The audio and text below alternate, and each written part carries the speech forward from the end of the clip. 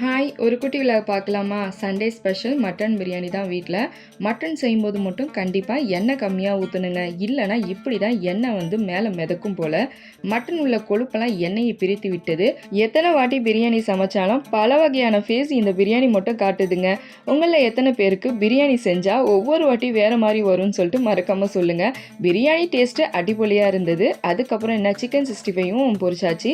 2 piece மட்டும் கருகி விட்டது. பரவாயில்ல, அதையும் சாப்பிட்டுட்டு ஒரு ஈவினிங் மேலே வெளியே போயாச்சு. இந்த பேம்பு செடி ஏற்கனவே என்கிட்ட இருந்தது, அப்புறம் வீணாக போயிடுச்சுங்க. அழுகி போய் வீணாக போயிடுச்சு.